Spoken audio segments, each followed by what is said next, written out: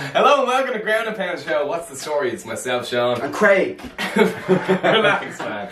Okay, Craig's a little emotional because we've had quite an emotional roller coaster over the last couple of days. Oh, what a fucking fight though. Yeah. Good scrap. Yeah. Good scrap. Well, not great scrap. I mean, I thought it was a good scrap, man. I mean, dominant performance from dominant. the champion Habib. And I don't think anybody saw Habib dropping Conor in the second round. No. That was a big 10-8 round for Habib now. Absolutely. And he just dominated Conor. He got the fight where he wanted to be. His corner member was saying the game plan was to knock Conor out on the feet. That was the game plan. To kind of prove a point there. I just think, Conor was thinking so much about the takedown that he was afraid to let his hands go. And he looked a bit rusty to me. 2 years away from the sport, it's hard to get back into the UFC octagon. Listen, he had some great takedown defense for a lot of the fight.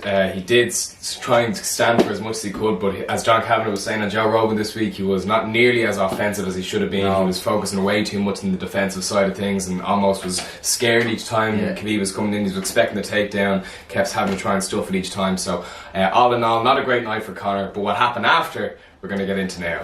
So anyway, Craig, the fight finished. How did it finish again? It was a sort of like a neck crank in the fourth round. Face bleed, whatever the fuck you want to call it. A lot of people say Conor just gave up though at one stage. Listen, that hurts like a bitch, but what I will say is Conor's jiu-jitsu is not up like at this standard people think it is. No. I mean, look, his takedown defense is actually pretty good. He was defending a few takedowns the first round, but his jiu-jitsu is weak. If you look at his record, all 4 of his losses have come from submission. It's definitely not the level of Dylan Dennis, which is what happened right after the fight. Dylan Dennis obviously said something or warranted on Khabib Nurmagomedov to jump out of the cage, and that what insinuated was the most insane 15 minutes of anything I've ever seen in my entire life, regardless of sport or anything like that. The most entertaining thing of all time. Khabib just jumped on him like an eagle stomp, boom, right onto Dylan Dennis, right hand.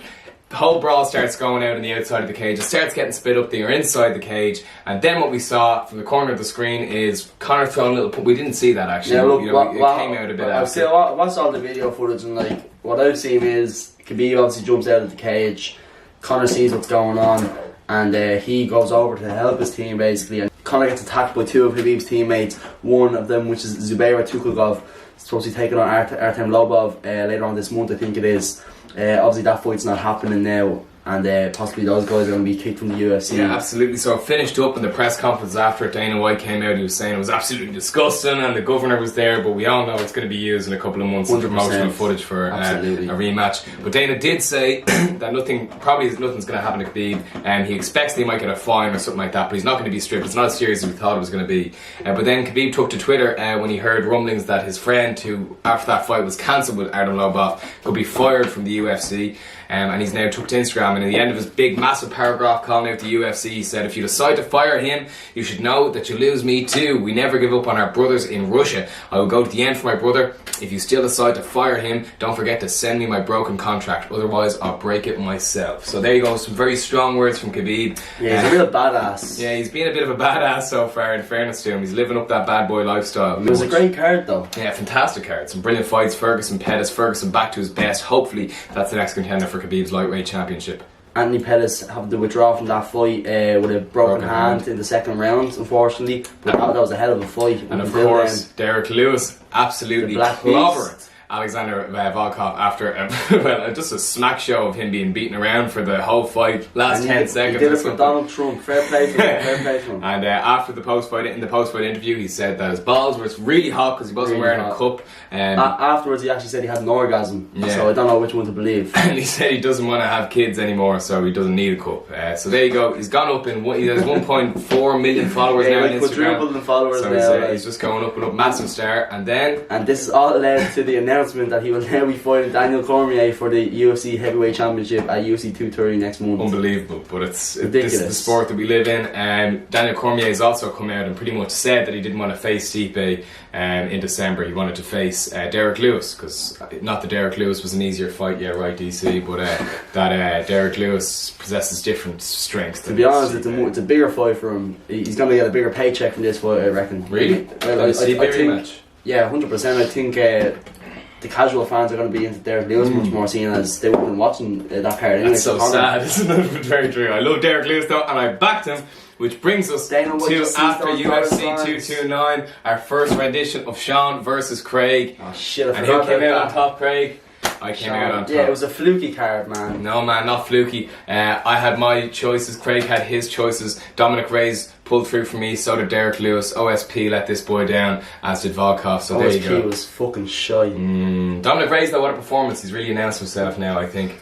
That was a knockout, 100% at the end of the third round. Yeah, it was very sad that they didn't give it to him, but there you go. And with the announcement of that for the main event of UFC 230, Derek Lewis versus Daniel Cormier, means now the Valentina Shevchenko and Sidre Eubanks, is that her name? Sajara. Yeah, Sajara. She's been bumped off. Sorry, Sajara. But now it's going to be Valentina and Joanna Jędrzejczyk. I cannot bloody wait. It's back on. That's going to be taking place when? The two biggest women fights in MMA history in the same month. Joanna and Valentina and Nunez and Cyborg. That's in December. UFC 231 for Valentina and Joanna the same night as Ortega and Holloway. Gonna be crazy. Also, we have a rematch, one of the biggest ones of all time. Alex Quinta and Kevin Lee. Yeah, I know, it's gonna be a great match, but also John Jones, Alexander Gustafsson. Once that fight takes place, Daniel will be stripped of the belt, and John and Alex will be taking each other on for a second time for the UFC Light Heavyweight Championship. In what is one of my favourite UFC matches of all time. We will be seeing again, obviously not the same Gustafsson, but maybe not the same John Jones either. There you go. Obviously, John Jones the closest fight ever, the closest he's ever come to defeat. I think he won. Other people think Gus won, but look, it's going to be a fantastic fight. Gus is the only guy in the division that can match John's stats, his height, his reach advantage, so it's going to be a lethal fight. Elsewhere, Kevin Lee is really looking to implode himself into that top 5 at the moment. He really wants Khabib. Obviously, Khabib won't take a fight with Kevin Lee. He's too big of a star now. But Kevin Lee can announce himself should he beat Ali Quinta. And I think that's the toughest fight in the entire division for Khabib. That's going to be a great fight for Kevin Lee. He obviously lost Al in the first fight, so I believe in that fight. Was that with Ferguson? No, that was Ferguson. Yeah. So he obviously lost that first fight with Ali Quinta. He was very young at that stage. Yeah, no, that was early on in his UFC career, so he's going to look to take that L back, and my man Raging Al, I hope he gets a W here. I'm a big fan of himself and everyone over at Sarah Longo. Yeah. You too, Sean. Isn't that right? Yeah, oh absolutely. What a loudmouth group. They're all funny as hell. Aljamain Sterling, the whole crew. Chris Weidman, Matt Sarah. What more could you ask for? One more. I'd say a load of loudmouths. Boom! Bellator 207 tonight. Boom! Well, yes. We're recording on Friday. It's probably going to be up on Sunday. Very true. Ryan Bader is taking on Matt Mitrione in the first heavyweight Grand Prix. That's on tonight, isn't it? That's tonight. And also, Baby Slice fighting tonight. Oh yeah, he is. Kimbo's little son. Yeah. He fighting tonight. He's got the chain, and he's going to take on. I don't remember who's taking on. Who cares? But tomorrow night we have the American gangster man, the greatest of all time, Chael Sonnen. He's going to be taking on Fedor Emelianenko, the last emperor, whoever the hell that guy is, and that's going to be a good fight. Craig, who do you think's coming out on top in Bader versus Mitrione first? I'm going to go with the light heavyweight champ Ryan Bader. I'm going to go with Matt Mitrione. Okay, and heavyweight tomorrow. I'm going to go with Chael Sonnen, man. Chael P. Sonnen. Got to back him. Both of our guys. I mean, Fedor is the greatest of all time heavyweight, but listen. Matt Mitrione came out today and said if Chael and Ryan Bader is in the final for the heavyweight Grand Prix, he's going to make a mockery of the heavyweight division. Ridiculous. Chael replied to this and said he's absolutely right. Heavyweights are the worst in the sport. They're the least athletic and they're the most lazy. Thank you so much for joining us on this week's episode of Ground and Pound, guys. What a crazy week we had. As always, drop us a comment down below and also DM us on Instagram at Ground and Pound Show. It's at O'Haragram on Instagram, at Donald Sean Carey on Instagram. We love you forever. Goodbye for next week. Till next time. Drop comments in the section down below. Take that away unless you throw it at somebody.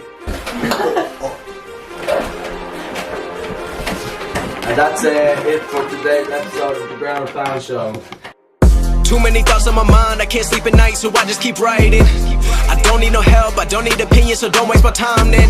I just been living online, my city don't show me no loving, that's fine. Fuck local radio stations, I got more plays than all of these rappers combined. I'm going again.